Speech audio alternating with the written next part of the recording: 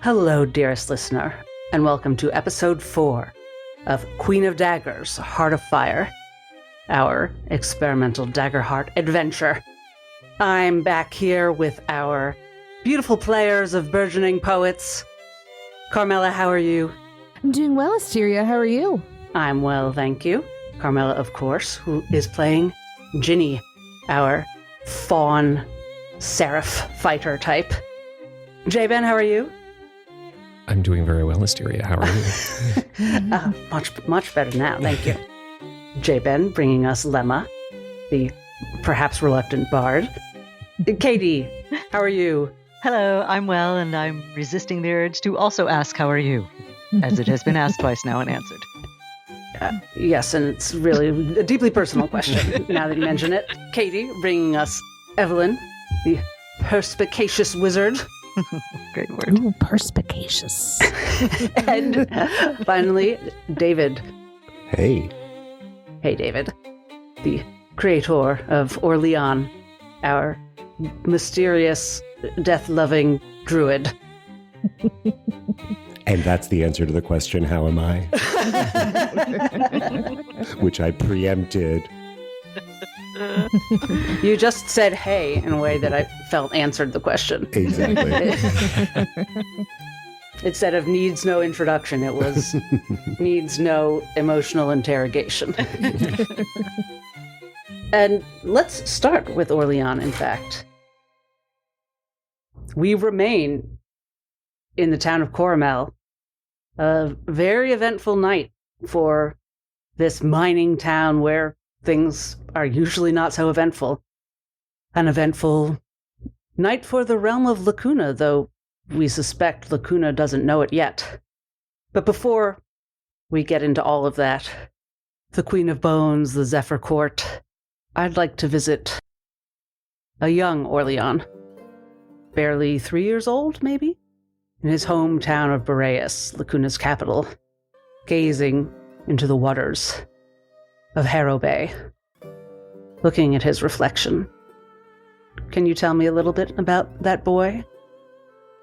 He's often to be found lying on the dock by the pond that marks the boundary between his home, his family's home from which they operate their undertaking business, and the boundary between their domesticated home space and a sort of wild that lies just beyond. They live at the edge of the city. And there's a pond that divides their modest property from those wilds. And in that pond, there's a small dock where OrLeon is often to be found gazing in the water. He gazes in the water both to see what is beneath it. He's always been captivated by the space beyond, whether that's the space beyond the surface of the water, the space beyond the boundaries of Boreas and its cosmopolitan bustle, but the space beyond his sensory consciousness on the surface of the water. He's 3 now, so since as long as he can remember, the surface of the water has shown him a reflection, as it does for all of us, but the reflection that he has always seen is himself, but not. She looks back at him with a curiosity through which, seeing himself, he sees mystery. She exists without limit. She somehow represents for him infinite possibility, infinitude itself. And she is him. She is he. And he is she. And they are they. And together, existence is boundless. This particular day, it's one of your earliest specific memories. You'll probably never know why this day is different than any other. You suppose that it wasn't so dramatic, or didn't feel that way, but this is the day you remember reaching down and touching the water. What did you feel at first? Well, the first sensation was the cool water itself. It was a cool day, as the initial sensory shock of that change of material state that goes from air to water. What I remember more than anything was this lingering sense of loss. The ripples from my finger in the water disturbed the image of myself, my other, my infinitude, and I immediately retracted my finger, watching the after effects, the after waves, and the image slowly reconstructed itself. And there she was, again. And in that moment where the image was gone, I myself felt like I had disappeared. In later years, as a young adult, when you think back on this, you'll wonder, did that silence around it really happen? Was that memory? Or is it true that the birds stopped singing a moment, the wind stopped blowing, the moment that it felt everything went still as you experienced something new in this ripple? And as you felt that loss, and the ripple finished its ripples, and the sounds returned, whatever it is you lost didn't return, but something else did. There was an exchange. If you think about it now, you heard the sound. As the birds began singing again, the breeze blowing, you heard a sound like rattling. It comforted you.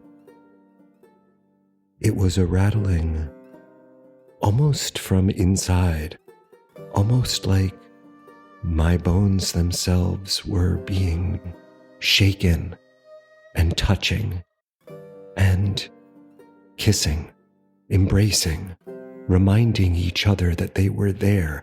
I was there. We, this body, this essence, this oneness. It came into sensory form with that sound. And I looked inward for it, for the source. And when I looked back at my reflection, my image, my reflection, looked scared. Something was happening in her world that I didn't understand.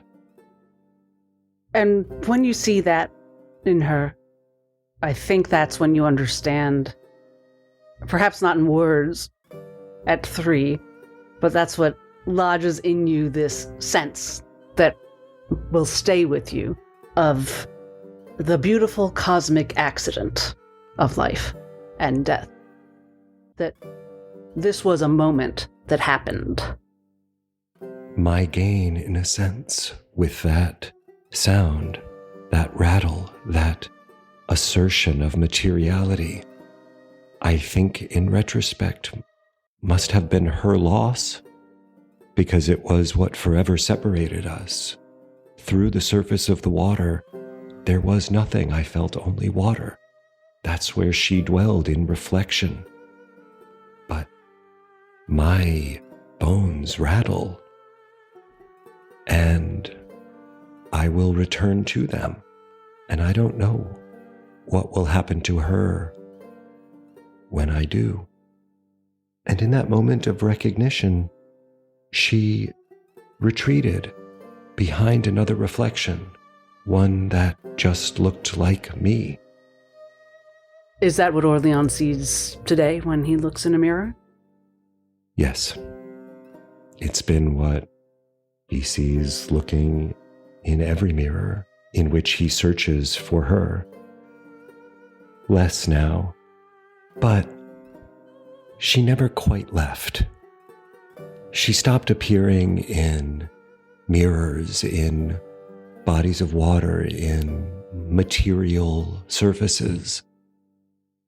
But she began to reemerge in my thoughts, in this place in my mind, somewhere above and between my eyes. But behind, her presence made itself known. OrLeon, you stand in the town square of Coromel. It's illuminated by these strange lanterns as the Queen of Rain's court, the Zephyr court, that has magically appeared from a fog that didn't exist, is streaming in with colorful figures out of a storybook, it seems. It is confusing. You don't know where to look at first. Could you please roll me your duality dice, your 2d12? Oh. Okay, it's a 6 with hope. I'm sorry, we're not going high or low. This is okay. A 6. A 6 with hope. 5 on the hope die, 1 on the fear die. Great. Yes, take a hope token. You see 2 specific figures catch your eye. One is a stout woman in a vest, a waistcoat, with muscular tattooed arms, and she is in front of what appears to be a well in the ground, like a water well that you're not sure if it was there before. If this was Coromel's well, it did not previously have a wheel above it, a carnival-style wheel for some sort of game of chance, but it does now, and she is encouraging people to step right up. And you see sort of a weedy man in long robes with large sleeves doing standard magic tricks for people and standing in front of a very large mirror with owls carved into the frame. Wow, what a sight. I've never seen. Those are the 2 figures who stand out to you in this confusion. I mean, my senses are just exploding in a way I remember vaguely from my pre-conscious state, but I haven't felt anything like this or seen anything like this before, and my heart is racing with excitement, and I just moments before wrestling with the weighty fears of what we had brought about with these dire wolves, all of that has been overwhelmed by sensation, and I am drawn towards these 2 characters. At first, I think I'm going to go towards the one performing the magic tricks, but as I approach him, something about the artifice in what he's doing disturbs me, and I feel more comfortable with chance than with illusion. So I move towards the well and the woman, and I ask her what is coming. As you approach, you hear her going, step right up, friends, everyone's a winner. Come spin the Barker's wheel. Oh, hello, friend. Hello. Care to try your luck? I guarantee it's good. How can you guarantee my luck is good? We only deal in good luck here at the Zephyr Court. That's what we gamble with, that's what we get. This feels deeply ominous to me. Do you say that aloud, or are you telling me? No, I don't think I say this aloud. Okay. I think I want to. I was pretty sure you didn't say it aloud, but I have the impulse to say it aloud, but I managed to contain that impulse, and I ask, what is the difference between good luck and better luck in this game? Oh, well, I guess that's a deep question. I guess it's a matter of perspective. this is the game of well wishes. You throw one of your own down here into the well, and you spin the wheel. You win a wish that someone else put into the well for you. Some of the ones we've got on the wheel right now are a kind word from someone unexpected, a cat stepping on your bare foot, and someone else running late when you are too. And I can have any of these? Well, you get the one that the wheel lands on. Okay. First, you have to think of a well wish. A well wish for someone else? Yeah, and you throw it in the well. Okay, I'll play. Tell me what you're anteing. I gotta make sure it's on par. My wish is a moment of unexpected and disordered pleasure. And she looks at you. I had a feeling you'd get it. Get what? You know, some people come up here and they try to ante a wish like riches for everyone in Lacuna, or, you know, 1,000,000 wishes, or you understood the stakes. So, you know, I'm rooting for you. All right, so here we're going to pause because I do have a few wishes on the table, but I also thought you all might have fun contributing to the table. So I would like to give you all a few minutes to think of wishes to add, to throw into the well for OrLeon to possibly win. And you can message them to me. All right, I think that's good. David, OrLeon, would you roll 1d12, please? 4. The wheel click, clack, spins, slows. You notice that the wedges on the wheel, it's written in a script you don't recognize. You can see the letters. It's not like the text you've seen that's obscured in a sinister, magical way. This is just some glyphs you don't know. And as the click-clack slows and it comes to a stop on a somewhat dingy red pie slice with yellow glyphs, the Barker's eyebrows go up a bit. She looks impressed. And she says, you know, I don't like to play favorites, but I think you got one of the jackpots, if I do say so. I bet you say that to everyone. Well, you tell me, Mr. You never forget anyone's name when you've heard it once. This is a place where OrLeon thinks, is that true about me? I've never noticed that quality. She takes the wedge off of the wheel, and the glyphs you can now read say, you never forget anyone's name when you've heard it once, and hands it to you. OrLeon is stunned. It's the kind of thing he never would have thought to ask for, and yet his confusion of a moment before stems from having gone through life struggling not only to remember names but faces. This has been a problem, especially when growing up in his family's undertaking business. Nobody likes to have their name forgotten when they're grieving. It's been a real burden to him over his life. But never would have thought, 1,000 times has he wished, God, I wish I could just remember people's names. How do they do that? Well, David, mechanically remember it for this campaign. Right. Maybe this means that David just gets to rename people at Yes, whim. at will. and retroactively, he's correct. David, when he took the facial recognition test that the paper of record put out, scored like 20 points lower than the average, and with names he's even worse. So you've given OrLeon David's greatest dream, but David is going to suffer trying to enact it. That's what I'm saying. You don't have to suffer. You say, well, OrLeon's met this person before, so Right. What was his name again? As you're contemplating this, you see what seems to be a raindrop or a teardrop, a perfect drop of water float up from the well and attach itself to the empty space in the wheel, and new glyphs form. As you turn away, though, you can't help but catch your reflection in the mirror behind the magician. And as usual, it's you, but this is when you realize that Cosmene is not with you and has not been with you since you were in the cave.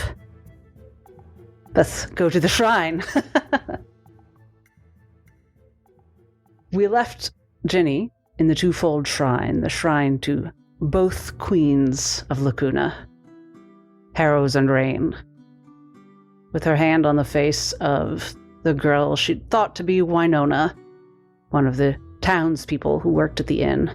She has just been told is Cosmene. So, Carmela, David, do we think that name would ring a bell to Ginny? I don't think so. I don't know. What do you think? What do you think, Ginny? Ginny is the newest of the group. True, I am the newest. If I overheard you, I don't know, talking to yourself when I thought you were talking to yourself and you were actually talking to Cosmene.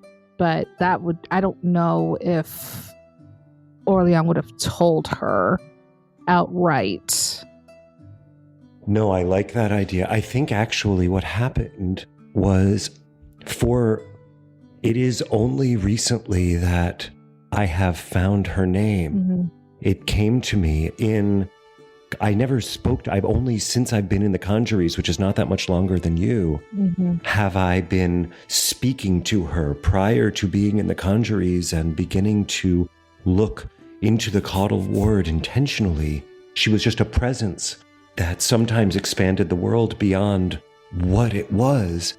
And as I've begun to find names and words and ideas for what that experience has been, one night I awoke from a dream and I spoke that name.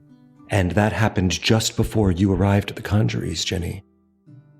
And yeah, I spent a lot of time wandering the edge of the Conjuries, speaking that name, trying to enter into some kind of conversation with her, hoping she would speak back, hoping she would say mine. Right. And she never did. So you must have overheard me one of those times, I suppose. Yeah, probably a time that you were wandering by the vegetable garden where I usually spend my time. I think I would have heard you say it, and I would have peeked out and see who you were talking to and realize you weren't talking to anyone, or at least it looked like you were talking to anyone. So I wouldn't have a connection to it other than something probably I overheard until there's this person in front of me who kind of looks like you in some lights, but not you, and then says this name that I've only heard while accidentally eavesdropping on my new friend. So yeah, I think that's probably the extent of what Ginny knows about Cosmene until now. And she has told you that she is of OrLeon somehow, and you have seen her as the strange, more than natural light shifts. You've seen her look suddenly not like Winona, but like a version of OrLeon. And most alarming to Ginny is that she has called Glory her aunt. But she said she's not sure if she should go to Glory. She does not want to leave the four of you. And she has said she's not sure how Glory and Fortune are going to react or behave tonight. So she looks at you. What should we do? I try and take a steadying breath because this whole evening, this whole night, none of us have slept and everything is just so overwhelming. So I try and take a steadying breath. Glory, the whatever it was that we encountered in that cavern, you two were related. I'm so sorry. I don't know what to say. I feel like I need to ask you everything, and I don't know what to ask you first, and I'm so confused. I need to find Evelyn. We need to find Evelyn. That's what I think we should do. Yes. She's got to know something. She knows a lot. She does. I enjoy that about her very much, actually. I can tell you do. That's not important right now. Okay, your aunt, you're not Winona, you're Cosmic. Why do I know that name? You said you're OrLeon's friend? Yeah, I'm his friend. I know that you people use words for how you're related. I don't totally know if they apply to me. I am OrLeon, I'm of OrLeon, or vice versa. You're connected to him somehow. Yeah, on the other, like if OrLeon were from the other side of the veil, I'm what he'd be. And I try and wrap my head around that information, and really I'm like, I need to find Evelyn because I don't understand. She's good with all the books. I can hit stuff really hard. And I don't want to hit this person. Can I see out into the square from where I'm standing? Yeah, there's a small little window, just a few inches by a few inches. And you see there's a lot going on. It's hard to comprehend. No, for sure. But is there anybody directly in front of the shrine, like they would come in? No one's trying to come in. Everyone's focused outwards. I want to try and find OrLeon because he could probably shed some light on, this name that I know. But I also want to try and find Evelyn because I don't understand what's happening. If you want eyes on a specific person, you'll need to go outside. Is there something you're worried about that you're scanning for? Well, all of these people just suddenly showed up in a bunch of music, and Cosmine Winona is talking about queens and, references the whatever it was that we escaped from in the cavern. So I don't know what's happening. And I'm worried about my friends, and I don't want anything to happen to them. Oh, right. You're worried about the fact that this strange, not human woman pulled you in here and told you to be afraid. That's on me. She sees you looking out and says, "It's Fortune's court out there. The Rain Queen. Do they look angry?" And you would be able to tell that it does not seem like an angry scene. No, they don't look angry. They look kind of weird. But they're carrying on like we would at festival, so it's not totally weird. Well, that's good. That's better than it could have been. Well, I guess so. I think I'm just really tired, and I don't know what's happening. You're telling me Winona's gone, sort of, and you just told me that the thing that we released is your aunt. I'm just very confused and tired, and I think I need to find Evelyn. Okay. Do you want to come with me? Yeah. Do you want to stay? Okay. No, yes, I want to come with you. Okay. Let's go find Evelyn, and I take another suspicious look outside, just make sure there's no more wolves, because that was a thing that happened this evening, and it looks like the coast is clear, and I start making my way back through the square to try and get to Hawthorne's house. Evelyn and Lemma, you come into the town square again to see it filled with this swirling scene. Please each roll 2d12 and tell me what you roll. 18 with fear. 8 with fear. Okay. 18 and 8. With fear being a theme. Is this associated with a certain attribute, or is it just a raw 2d12? It's just a raw, rolling on a table, but there is a fear hope thing. You are both scanning around, I assume looking for your friends. And at first you each see someone different. Lemma, you see a young man, sandy hair, in humble clothes. You honestly can't tell why your eye catches him as opposed to any random Carmelian. He looks like a normal person, but there's just something about him that makes you go, What a simple, humble lad. I want to be kind to him. And Evelyn, you're distracted at first by the giant albatross flying overhead. But then both of you at once, your eyes land on a figure on the outskirts of the square. You're in the square, but sort of minding her own business. Is a woman, you can't tell her age from where you are, in a dark cloak and hood, hunched over what seems to be a large bucket of laundry. She's washing clothes, and no one seems to be interacting with her. Ginny and OrLeon, could you do some sort of roll to see if you see each other? Actually, everyone do another roll to find each other. 13 with hope. 13 with fear. You can add a d6, Carmela, because Cosmene is helping. Oh, okay. So we're adding 2 to that. So 15 with fear. And because of fear, you also see the washerwoman. Okay. Do I see anybody else? Just the washerwoman? Oh, sorry, what was your total? 15. What did everyone else get? 13 hope. I got an 11 with fear, and I rolled a 1 on my hope die, which is my strange patterns number. So because I chose this number at the beginning of this day, I gain a hope for having rolled it on a duality die, which feels like cheating, but it isn't. It's on my sheet. I got a 17 with fear. And I guess it's an instinct roll, so that's probably +2, right? Great. So you all find each other because 2 of you beat 15, which is quite good. And everyone who rolled with fear sees that laundress on the side. Do I also, because I rolled with fear, get a token on the Know the Tide card? Yes. Okay. Is everyone all right? Evelyn asked. Is anyone hurt? Or You can see that I'm favoring my shield arm, where the wolf had dug into the leather of my gauntlet. I just check up. I say I'm fine.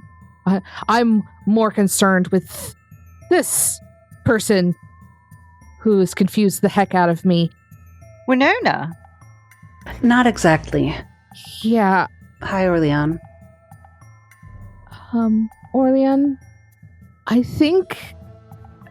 please forgive me. I was eavesdropping one day and I heard you. I thought you were talking to a person, but it didn't look like you were talking. And you said a name.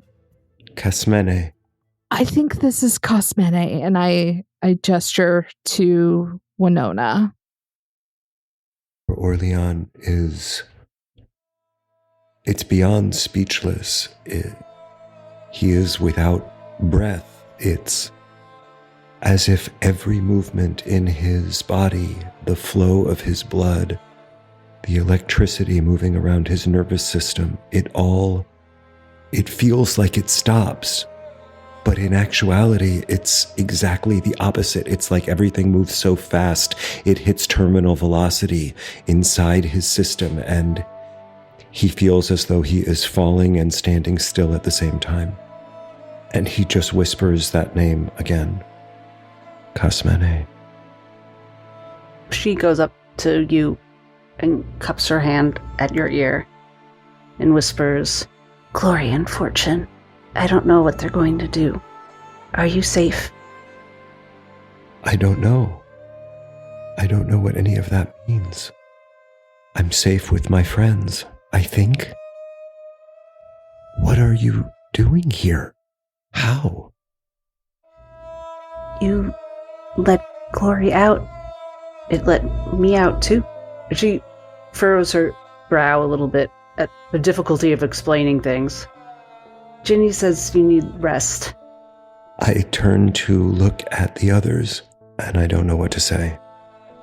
I lean into Evelyn a little bit and whisper to her, "She called Glory Aunt Glory."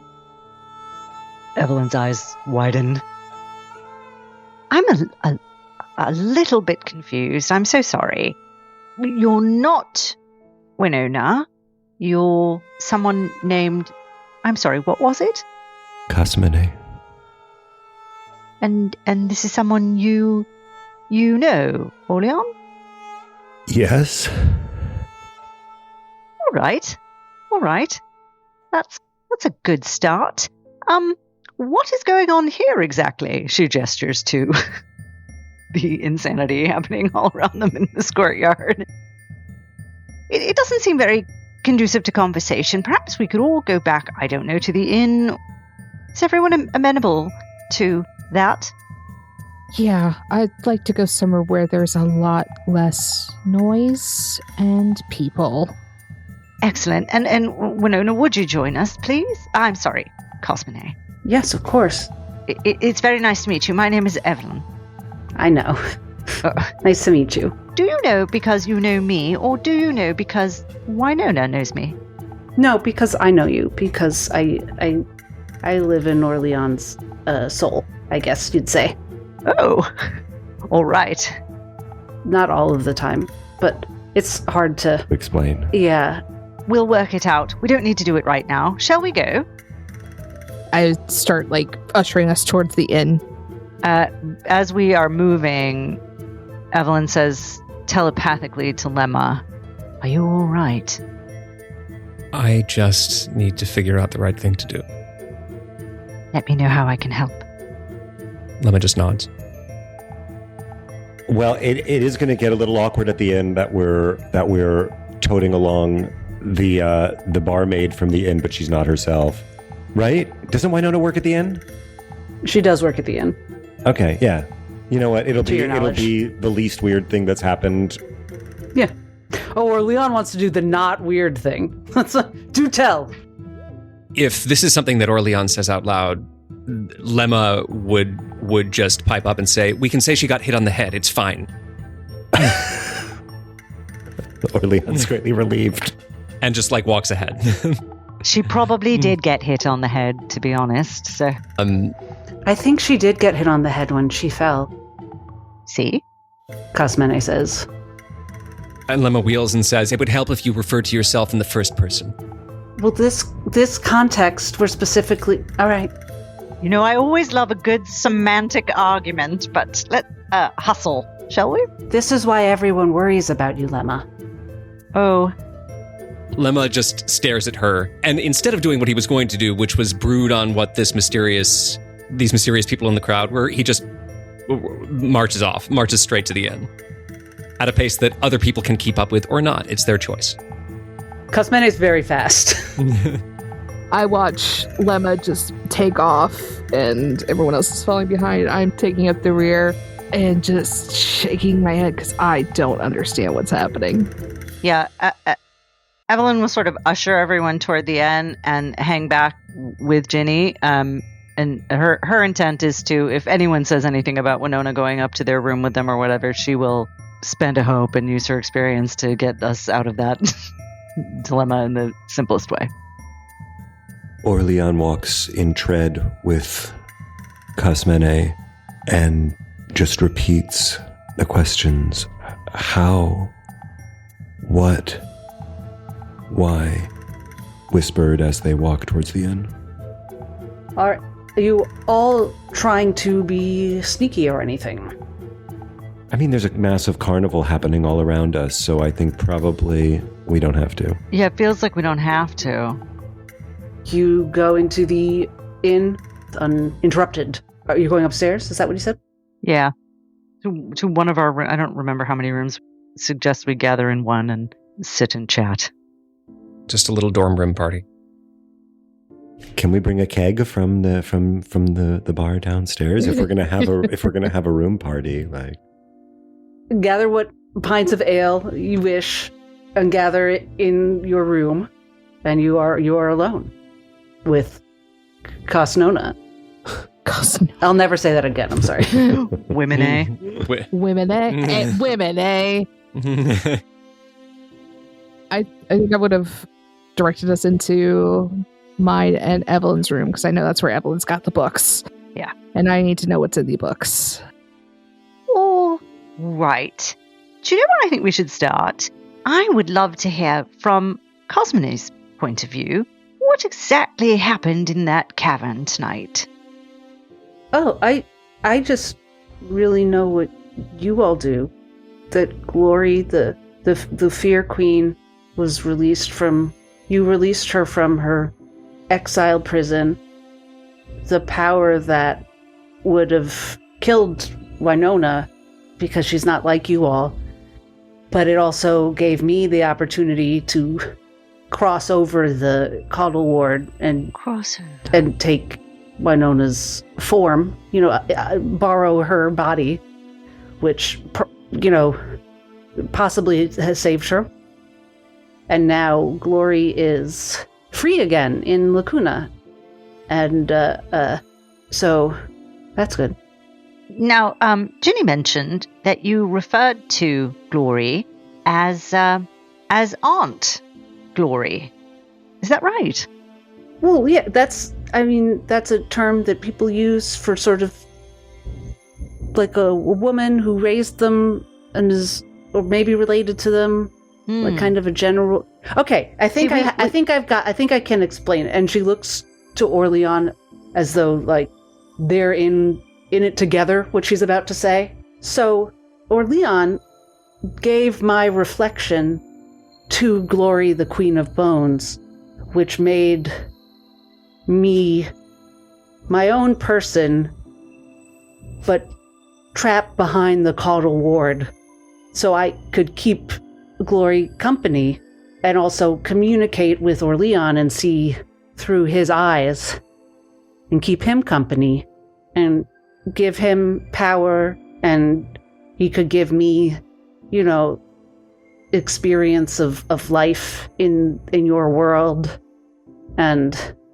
just kind of normal family stuff like that. That is extraordinary. I'm presuming, perhaps, that Glory being released into Lacuna is going to present a problem for the people of Lacuna and very likely the queens. Is that your impression as well? What do you mean by problem? Well, they did exile her, which, is a drastic measure. Well, maybe that was them presenting the problem, then. I see. No, perhaps you're right. Maybe it was, yes. Why? Why did they? Oh, why? Why did it happen? Does anyone know? Oh, anyone, yes. Were you there, or are these things that Glory told you when you were her companion? It's not the same as talking like we're talking now. Mm-hmm. It's sharing in a different way. Glory is she's something.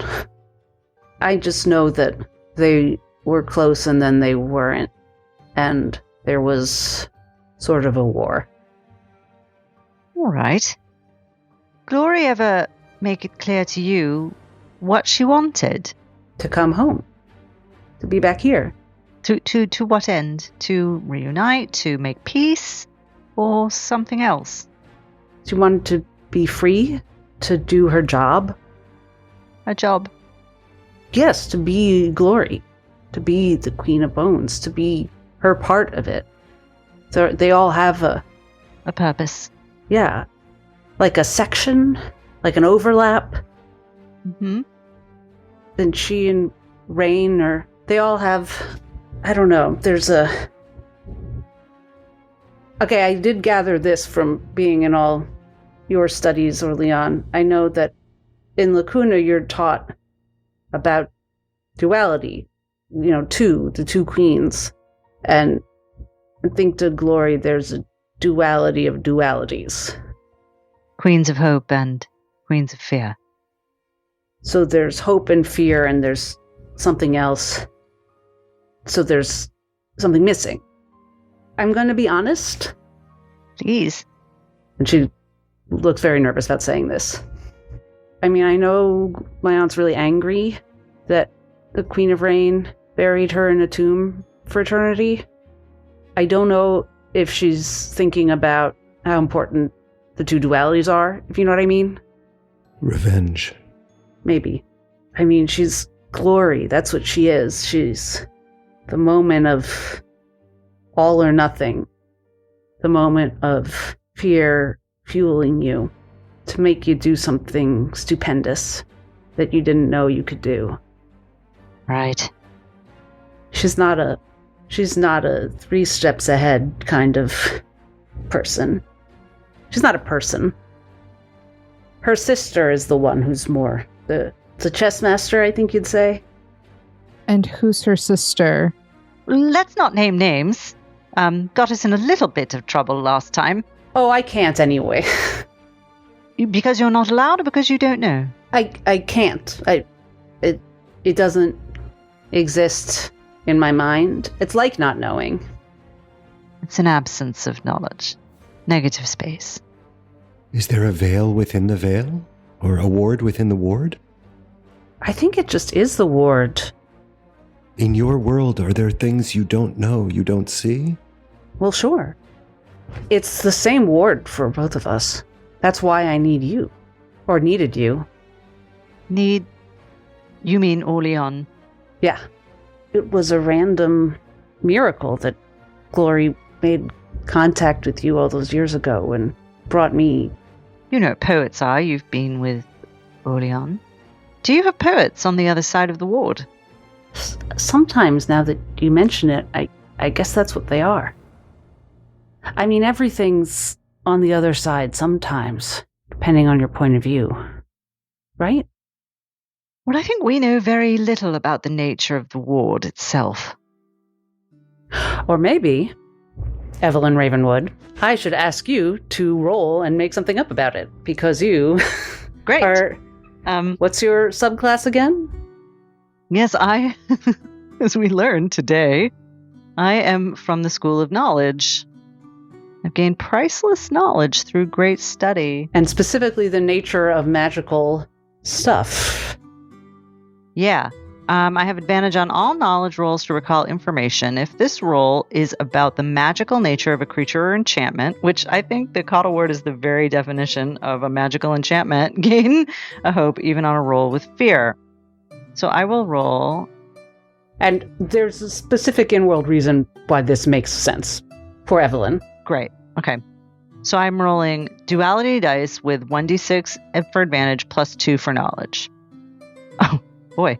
I got a 24 with fear, but I'm still going to gain a hope token because of my subclass. But now I'm geared up to heal someone again. Evelyn, you're asking all these questions, obviously.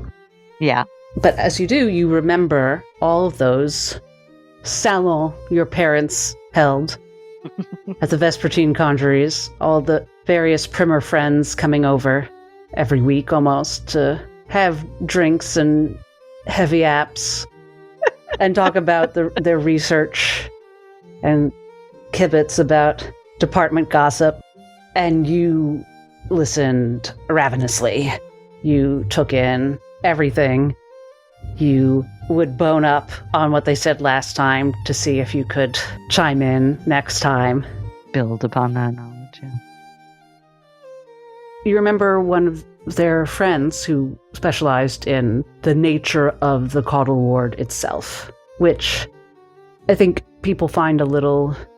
daunting, right? That's a daunting and... thing to talk about. On one hand, it gets a huge amount of respect, and on the other hand, it's seen as a little bit almost taboo. Sacrilegious, almost?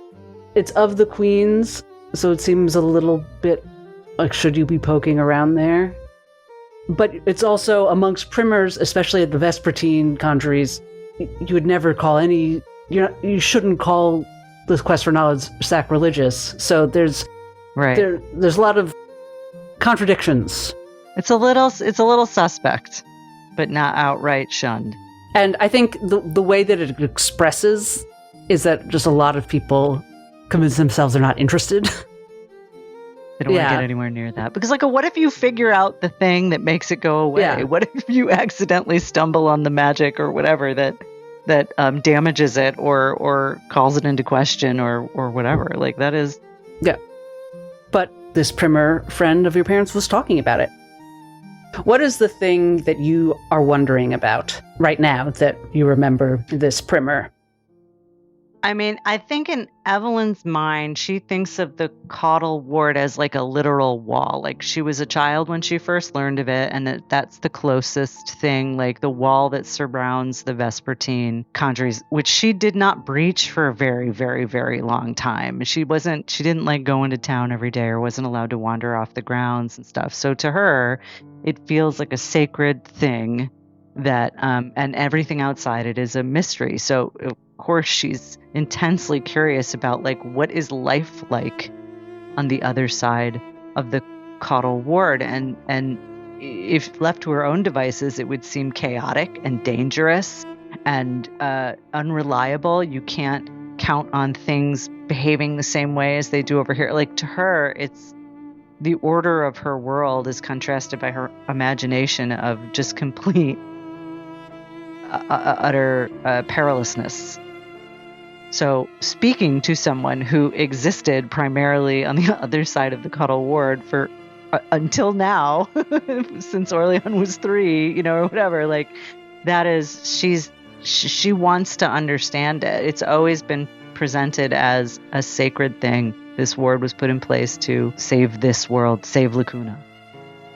But this girl we're speaking to is clearly not a monster, and she's not just here to kill us, and she is suggesting that maybe there's another side to the story of why that thing was put in place. And I think Evelyn kind of can't get that seed out of her head, which speaks very much to the secret knowledge that brought Glory, that like Glory's entrance into this world, what it sparked in Evelyn, that idea of there's something to know that no one else knows. And this girl right here might be the key to that, which doesn't necessarily speak to ill intent from Evelyn, but it's like just saying, here's this tiny little seedling of knowledge. You can water it and you can let it go, or you can walk away and pretend this never happened.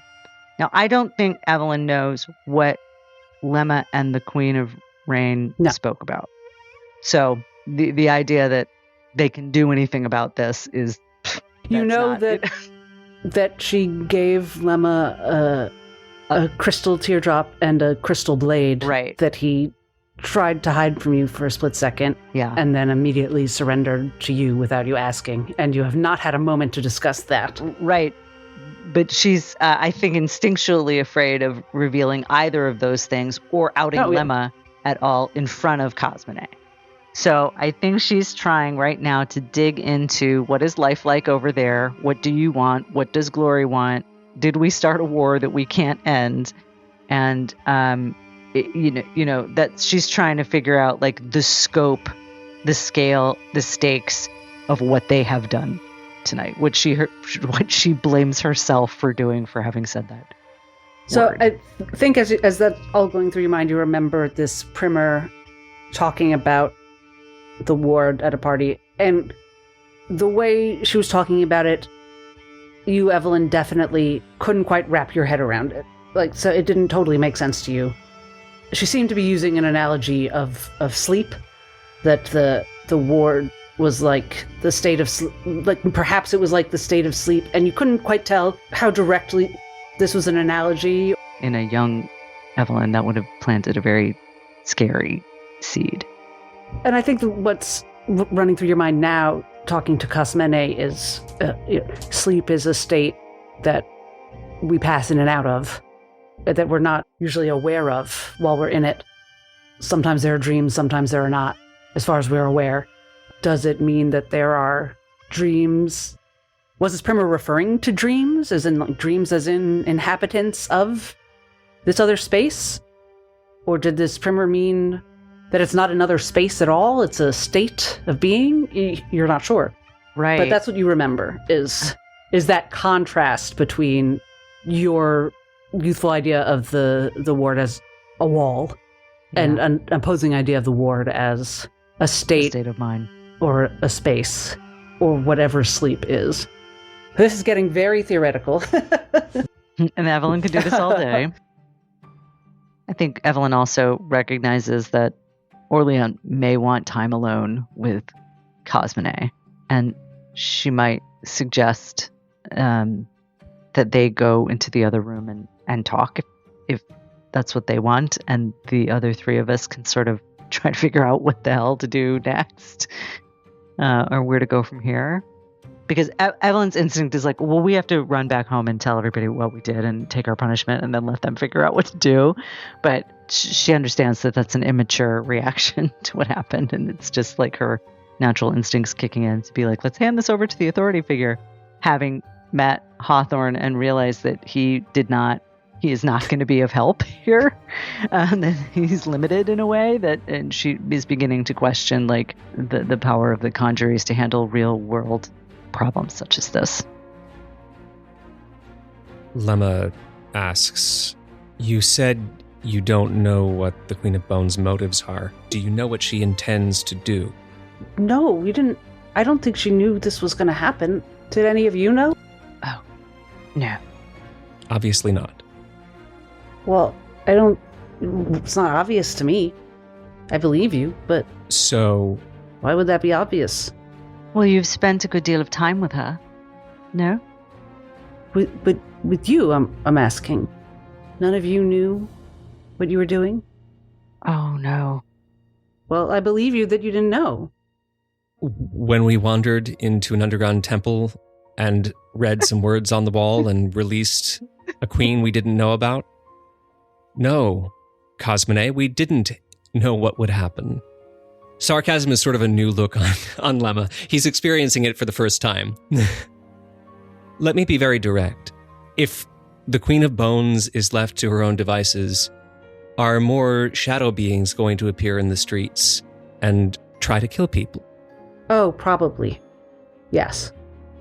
Thank you. That's clarifying. So that's something that we would want to try to prevent if possible.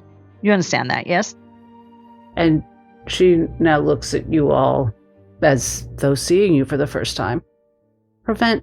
What do you prevent how? Well, we're not sure. You don't want people to see what's really there? We don't want people to get hurt. But they've been getting hurt for centuries. That's why you exist. That's why there are poets. What do you mean by that?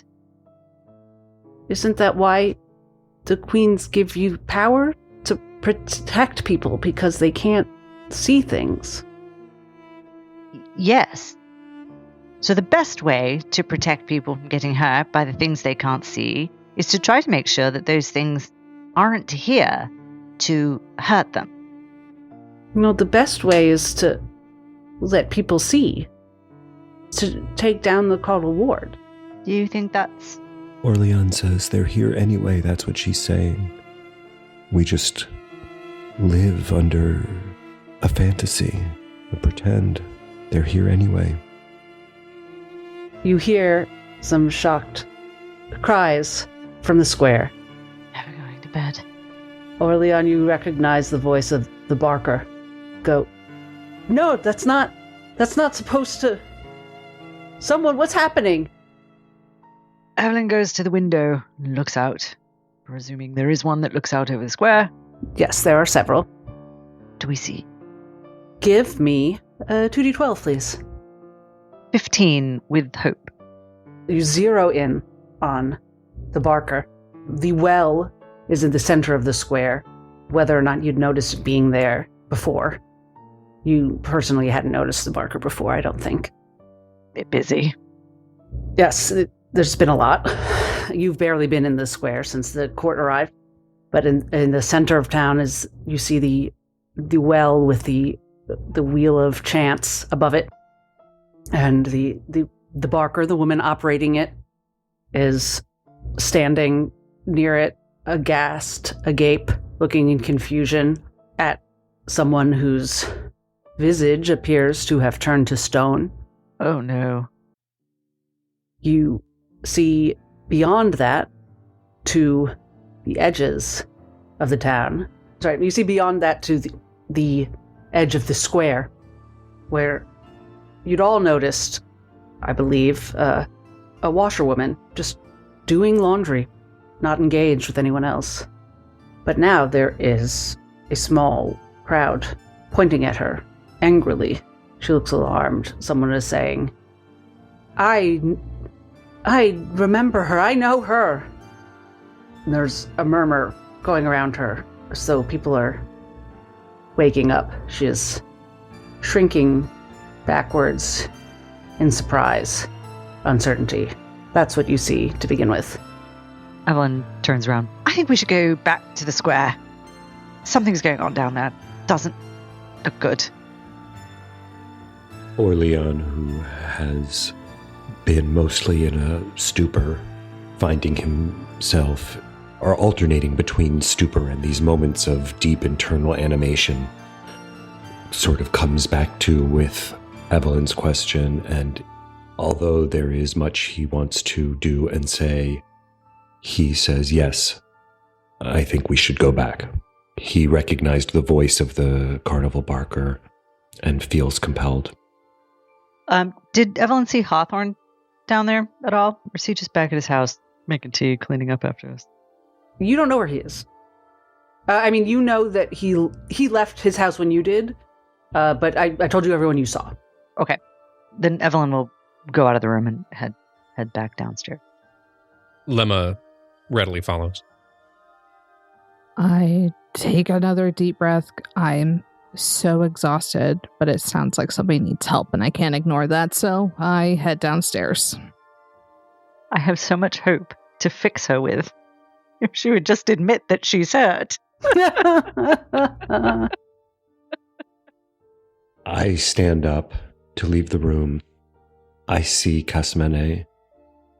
I want to say and ask her so much, but a feeling of hurt and a need to escape the intensity of her presence pulls me out of the room, and I walk past her without making eye contact and follow the others down the stairs.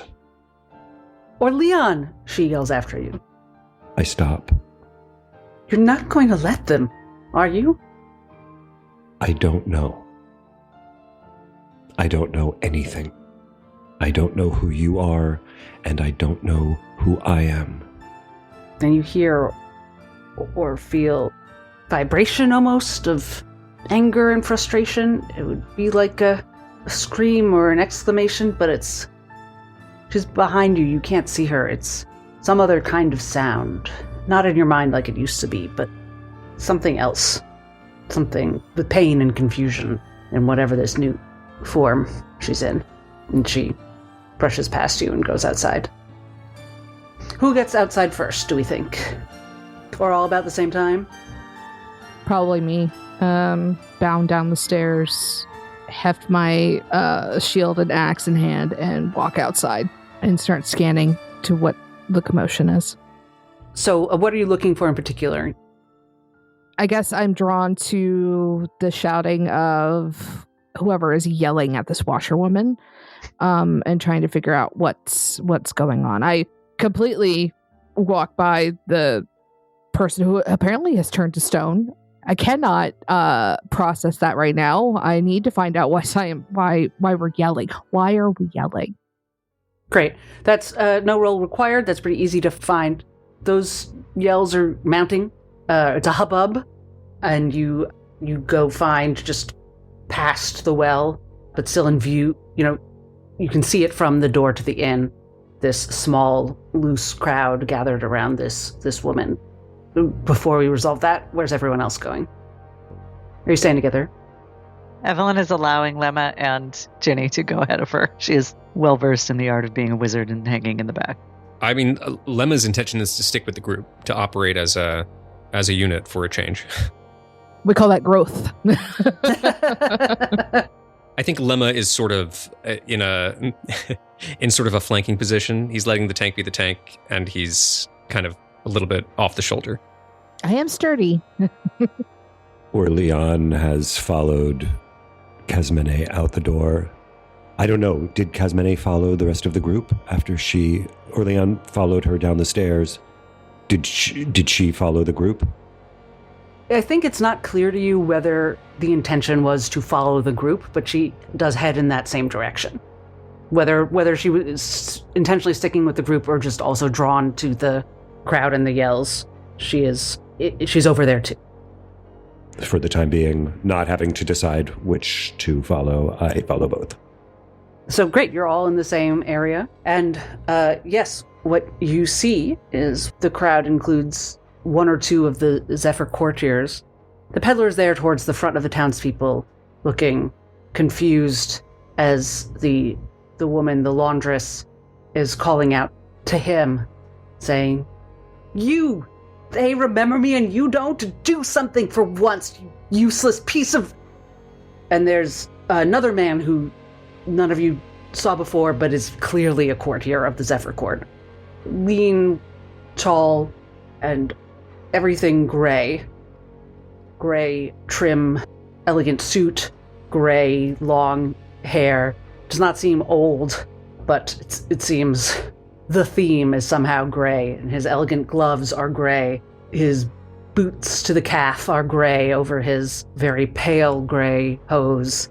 They match his dark gray buttoned tailcoat, and he has a cane. He has stationed himself in front of the laundress, in between her and the crowd. Very still, very upright, and he's saying something to one of them that you can't hear. It seems that one person can hear him. It's very stentorian, the word, sentinel-like. Townspeople around you are saying things to each other like, yes, you're right, I did see her. I saw her the night my mother died. No, I saw her too. I saw her. And words like this are going around the crowd. Suppose it'd be rolls, tell me where you focus next for more information, but that is the general scene. Is it possible for me to spend a hope, use an experience, the art of conversation, to speak with the townspeople to sort of quickly understand what the instigating event was, what's up with the stone person, and, like what happened? Yes. Yeah. I would like to use one of my experiences, which is intimidating presence, and go up to the man in gray and ask, what is the meaning of this? These folks have not known peace all night, and now there is a commotion again. What is happening? And does anyone else already know something they'd like to do? We could just throw them out there, and then I'll tell you what order things happen. Yeah, I think in a similar vein to Evelyn, Lemma's going to try to read the crowd, but with a slightly different angle. I think this could be either of Lemma's experiences. But let's say it's life on the road. He has a sense for when things in a town are going bad, and he'd like to get a read on whether there's about to be an explosion of violence. I think OrLeon is still just kind of trying to get his bearings. He's really just hanging on. But I think probably Boreal Mercantile class makes him and his strong intuition make it unavoidable that he observes certain social dynamics between and among people, and probably has some instinctive narrative sense of what's going on. And I'm going to come to you last, probably OrLeon, for reasons. I think we're going to do Evelyn, Lemma, Ginny, OrLeon. Evelyn. So I'm going to make a presence roll. Great. +2 for my experience, +1 for my presence score. That's a 12 with hope. And you're trying to calm the crowd? I'm trying to understand what happened. Right. In as clear a way as possible in a timeline of events. And you said 12 with hope? And which skill under presence? I guess it's charm. She's trying to get their confidence. Okay, so you're influencing them rather than... Yeah, this is like a diplomacy check. Okay. So you're talking to them, you're not just observing. Yeah. Okay. And that's why you're using Art of Conversation. Gotcha. So on a 12, but with hope. Okay. Because a 12 is good, but not great during this, during a chaotic situation, but you've got hope. So I think you successfully grab the attention of a second or third row person who is clearly engaged, but not so absorbed that they would ignore you. Someone who's still able to have a conversation. Yeah. And he says, I swear she came out of nowhere. We were all just having fun. And someone said, Is that an old friend of mine? No, wait. And as soon as she said that, I recognized her too. For some reason I thought she was a friend at first, but then I remembered where I saw her, and we've all seen her before, but something about her, he can't form the thought that he is very clearly having. As though something is preventing him from expressing that thought. Yeah, it's a thought his mind doesn't know how to have. So it's not that, again, that thing Primer Mantra always says of mortal minds reach for the words they know. This is some thought that he doesn't know how to have. It's not even that it's being blocked as though by magic. It's just something he can't access.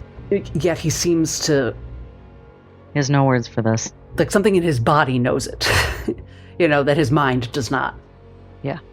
And you glean that that's happening, that people know something about this woman that they don't know how to say to each other or to themselves. Yeah. So they're grasping at things like, I saw her when this. They're trying to put a puzzle together without all the pieces. Yeah, and it's I think grasping at things is ungenerous. Okay. They're close. It's they're saying 2 + 2 and they don't know the word or the concept for 4. And with the hope, I think the person next to him hears you talking and turns their attention to you instead of to this woman. So Lemma. Yeah, so Lemma, I think, unlike Evelyn, who is asking people, Lemma's just trying to sort of listen and read the crowd. He's looking specifically for the sort of undercurrent of a mob forming, where people are sort of hysterically glomming onto the same idea without evidence. Please roll. That is a 12 with fear. But I guess I'm adding +2 to this for life on the road. Spend a hope to add it. 14 with fear. Yes, it's clear to you that violence could happen, that is what this woman is worried about. Add to that your worry that the courtiers of the Zephyr Court seem more than human, so you're not sure what violence would look like here. But you hear yourself think that question without evidence, and then something in you recognizes that woman and does not really believe that they are doing this without evidence. Which is not to say you think that she deserves mob violence, but you have the same untraceable feeling of recognition that they have. And do I have any association of where I've seen this person before? I will let you make another roll for that. Okay. Would we say this is a knowledge roll? It could be. Okay. That's a 4 with fear.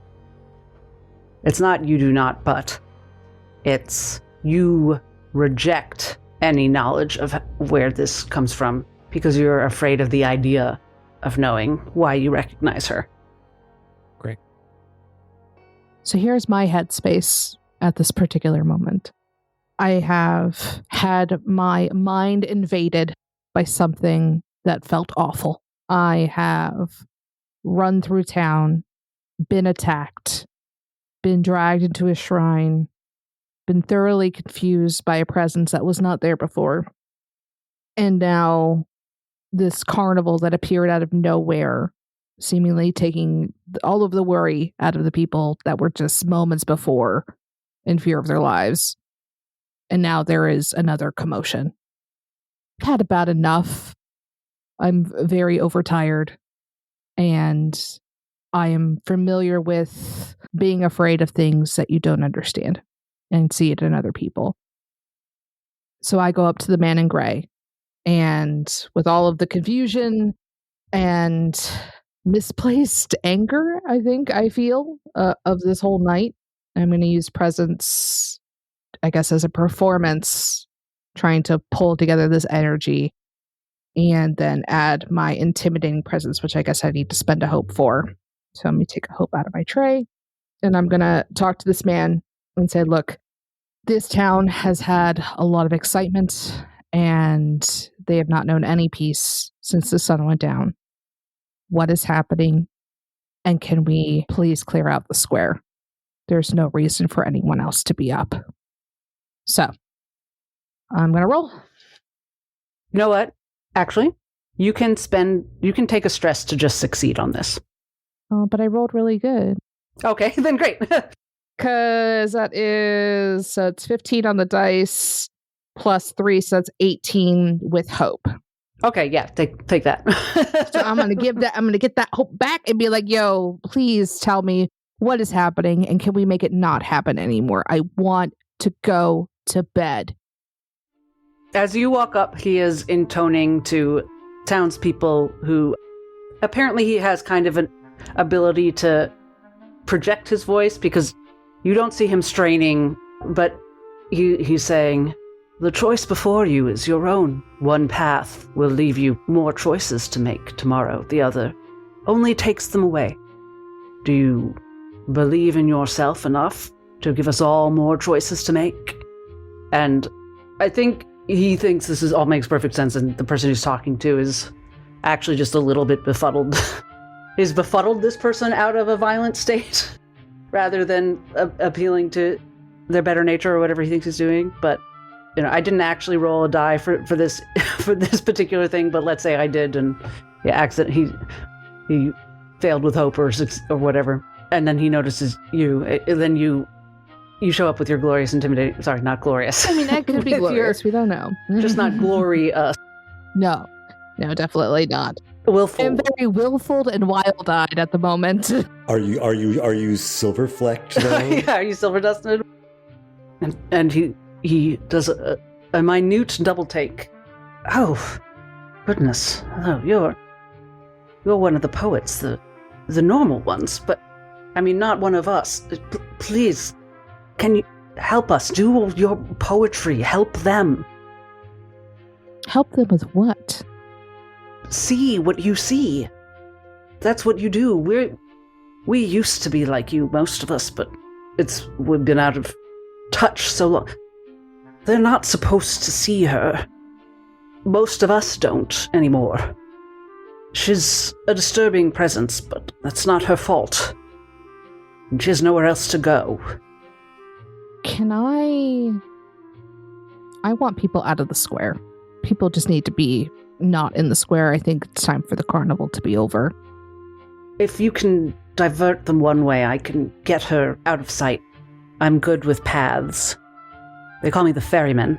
And he kind of peers over your shoulder. But we can do all that in a bit, perhaps. It's always nice to have an occupation. And I turn around. I think about what my nan would do. My nan is on the Council of Elders at home. I think of what she would do. And she would put on her best smile, and it's time for tea. Everyone, it's been an exciting evening, and I'm glad to have met all of you today. But I think it's time to turn in, put on a kettle, and let's go home and relax. And I try and start shuffling, and I look to Evelyn because I could see her and start trying to usher people away from this woman. Yeah, can I aid in that mechanic we have not used before? And I think I'm again still an intimidating presence. I might be able to use that again if the DM will allow it. The ferryman is definitely going to give you advantage. I'm not sure how might Evelyn aid. Evelyn would back up Ginny's request and start talking to people. It would be a straight up presence roll, but I'd spend a hope token. If you spend a resource, she can add another d6. Yeah. I will definitely do that. So I'm adding 1d6 or 2d6? 2d6. Okay. Advantage does stack in Daggerheart. And then I will add my prayer dice. So that is 19 with fear. And I had decided that it was a 20 to just get everyone out on this roll, but a 15 to significantly de-escalate. I have a relevant ability here. Oh. So I have an ability called Bard's Hope. When you or an ally close to you makes a presence roll and either succeeds with fear or fails, spend 3 hope to negate that roll's consequences by intervening. It's pretty subjective. Yeah, I think I would gladly interpret that to mean the failure becomes a success in this case. Yes, and I think basically I think actually it's a rules question whether it prevents you from getting a fear. I think that's what I think that if it means you can use it on a success with fear to negate the fear. Yeah. though maybe not to gain a hope. So I think Lemma sees Ginny getting a group of people around them to sort of begin to shuffle off. And he, for reason, I think he just fundamentally is like, I need to back up these people. I don't know what's good and right anymore, and I just need to back up the people I'm with. And he steps to her side and he calls out in a surprisingly strong voice, "People of Carmela, we've endured a lot tonight, and the best thing we can do for each other is go home." And his voice echoes throughout the square. And particularly the words, "do for each other." The best thing we can do for each other reminds them of how they weather the uncertainties of living in the world of the Caudal Lord, is by trusting each other. And they've got these 3 people telling them to go inside, and they all do. I believe Ginny rolled with fear, but this would also negate that. I don't take the fear. I lean over to Lemma because I don't feel confident in anything I just said. Thank you. And before the next little thing that I was going to do, OrLeon, this is happening, before the ferryman does a cape swish and whisks the laundress away, the crowd is parted, and as her eyes cast about for what's happening, they land on you. The laundress. Yes. I just want to look at your sheet for a second. I'm not going to prescribe anything. Is OrLeon taking this in?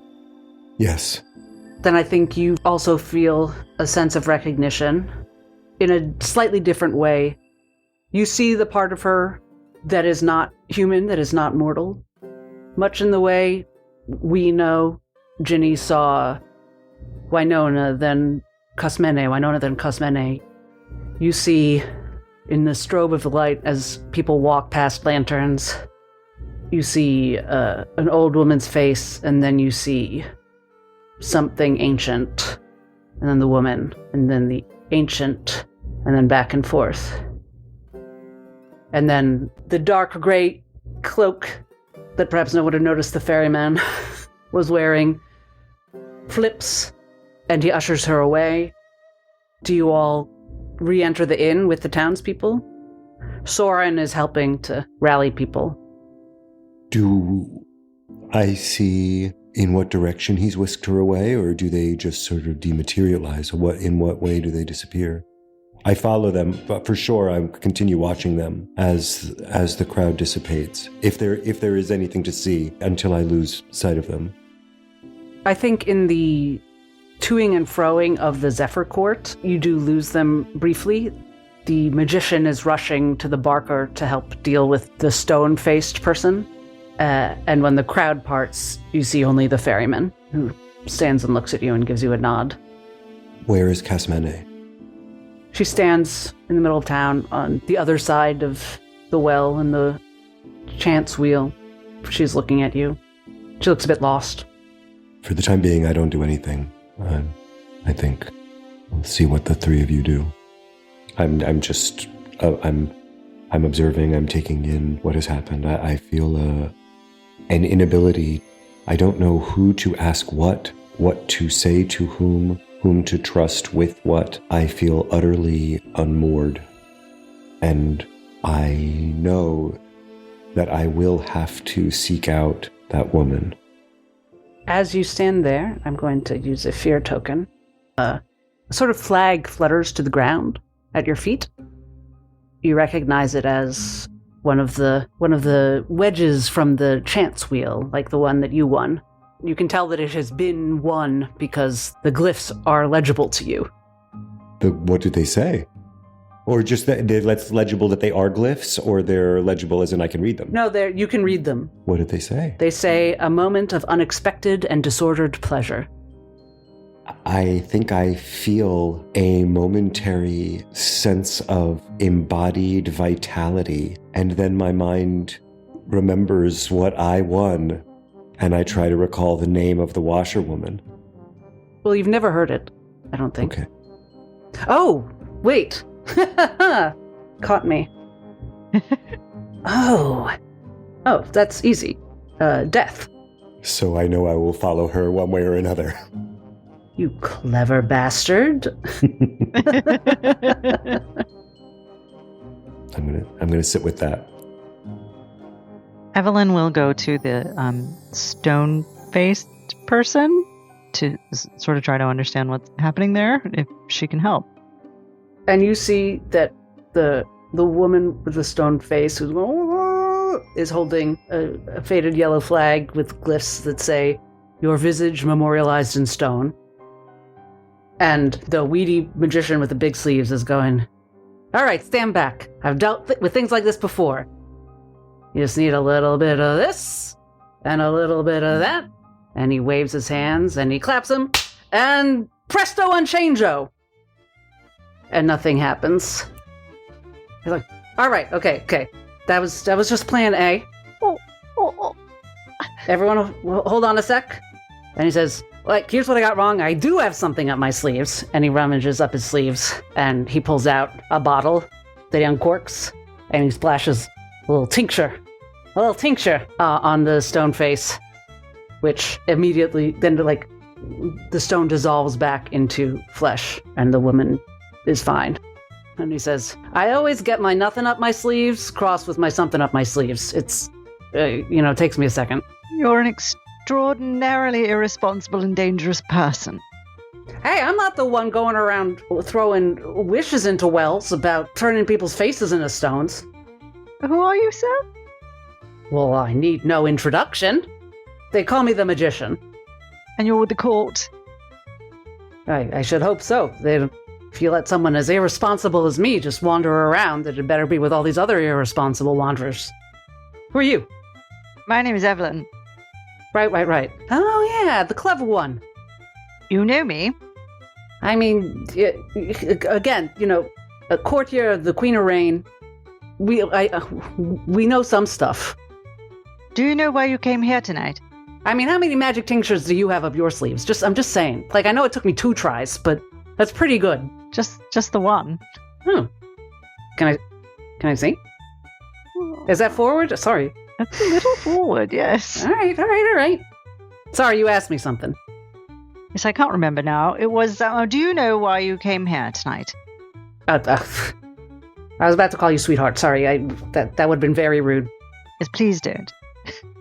Mademoiselle. All right. What do you know about the Zephyr Court? Is it thing 1? Because that's our whole deal. We just pop up. Just randomly, for no reason. Yeah? It doesn't seem likely. Oh, so you are not a Queen of Rain type of person. I suppose. That's the whole point. That's why we got the games a chance. That's why we got, we're spontaneous, like. I think I understand. She has what she needs from the magician. Do be careful in the future. Sure.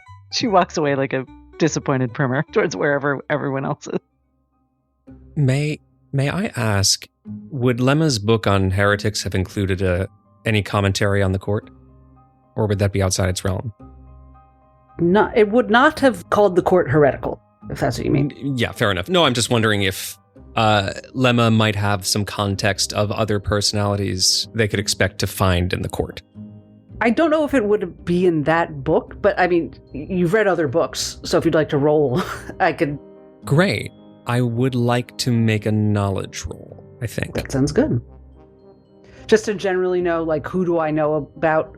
These are recognizable figures who are somewhat known, if you've heard about the court, even if you've been on your way out of town at the time. And that's a 13 with hope. I think it would be fair for me to fill in that Lemma might have gravitated towards books about the Zephyr Court once he got to the country, since he was not supposed to, since it was verboten. Yeah. So he'd probably know a little bit. He would probably not be surprised that there were so many figures with names like the Peddler, the Magician, the Barker, that these are, that, little is known for fact about these entities, and that, there's no written constitution about who gets nominated and, to the court, but they're generally believed to be people who became kind of legendary, who like started out, who took on these archetypal roles. And maybe they were once poets, maybe they were once, normal people, and now they are like kind of living archetypes. Great. Do I see a figure, perhaps with a stern demeanor and a pair of scales? Anything like that? I don't think... Can you tell me why you would be expecting one? Because of... is there a figure I know to be named Justice, is what I'm asking. I think you would associate that more with the Queen of Harrows. Okay. The concept of justice. Great. Because the Zephyr Court is more about... These are more figures that, like, in a story... you would run into by accident, and something fun would happen. Great. So no one Lemma wants to talk to then. Yeah. I mean, like, in the story, there might be the kind of justice of, if you were rude to one of these figures, you might get a certain kind of justice. Right. If you were, if the shabby peddler came to your door and you turned him away during Hanukkah, right, then you might get a worse result than if you shared your meager belongings. Right. But the sternest figure was the ferryman, I'd say, and yeah, and he definitely seemed like a little bit of an outlier. But you didn't interact with him, so I won't get into that. I think you've told me everything I want, and this is like based heavily on outside knowledge, and there's no one Lemma wants to talk to here. Are you searching for tarot cards? Maybe. I will say that this is not specifically based on tarot cards. As you look around and a rabbit the size of a horse pads by, I think you realize that the Queen of Rain, like you're not going to trust an answer from anyone here more than the Queen of Rain herself, who has not appeared at this court even. Maybe there's someone here who is wise, but you don't think there's anyone here who is blind truth. Great. Lemma sort of slumps a little and follows the group. I think we're heading back to the inn then, yeah? I don't follow just yet. What I really want is to be alone. And bed seems like the best way to do that. That's usually how I was alone at home. So I give into that, and I just walk past everyone in the inn, and I head upstairs and go into my room and collapse on the bed. Definitely overstimulated. I very gingerly undo the buckles on my gauntlet and hiss as I pull it off, and I see that my arm is completely bruised from where the wolf crunched on it. And I drop the gauntlet onto the floor. And I pulled my injured arm into my chest and curl into a ball, trying to feel the warmth within my own body. And I begin to cry myself to sleep. As the lights are out, before the others come upstairs, as you drift off to sleep and cry, you hear a creak in the floorboards and feel a hand on your cheek and a kiss on your forehead. And that's all. Would I know who that was?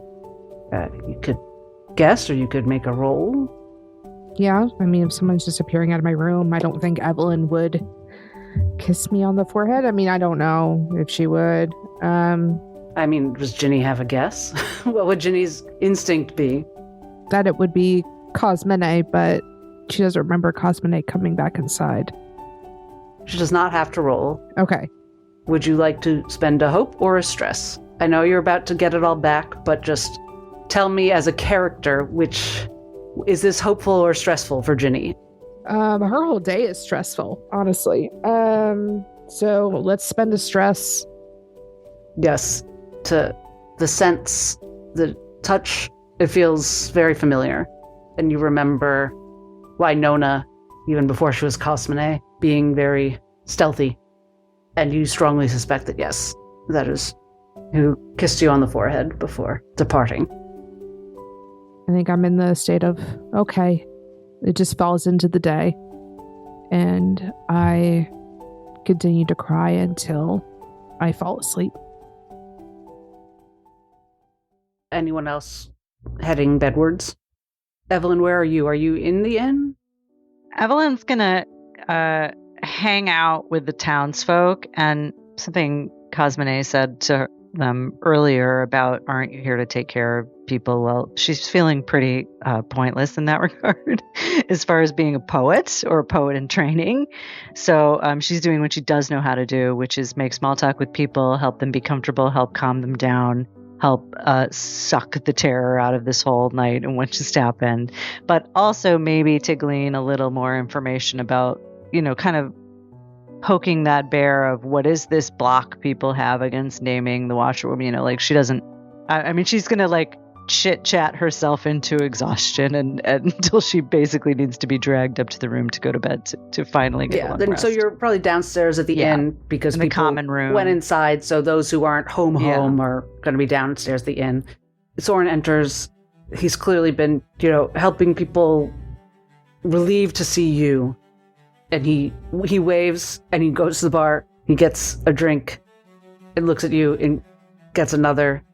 I don't know if Lemma is with you. Lemma, are you with Evelyn or are you still? Sure. Yeah. Gets 3.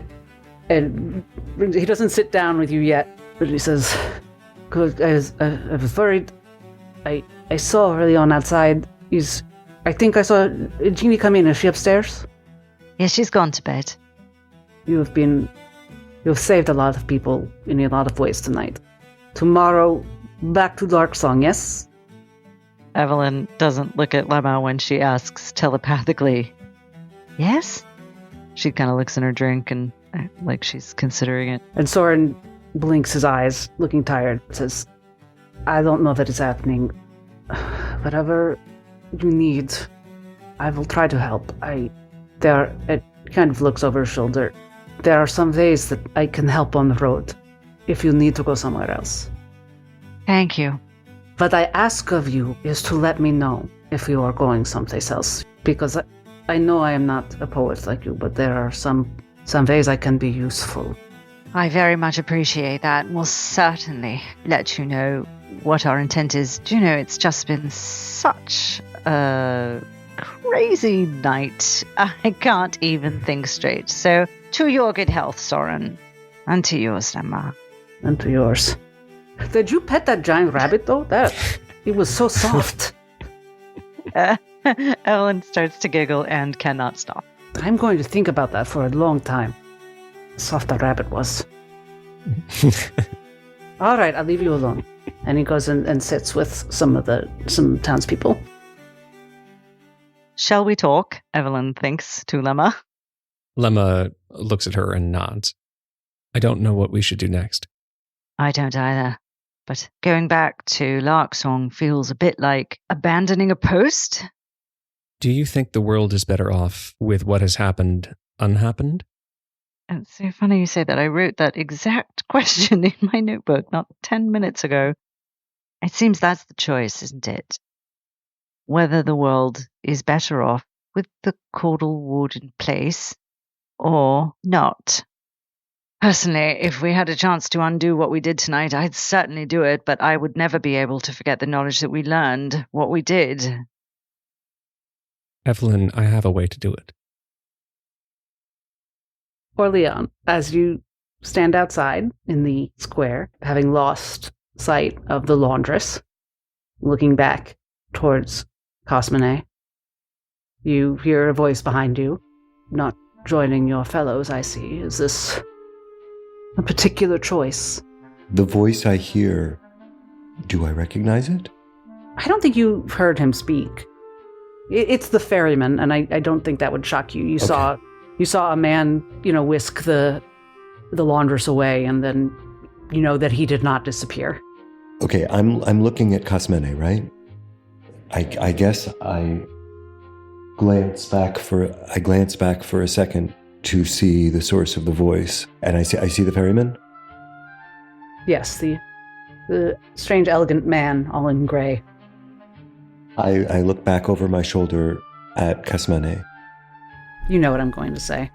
Don't worry about her, young man. She's what? Bound to more than one soul. but one of them is yours. What does that mean?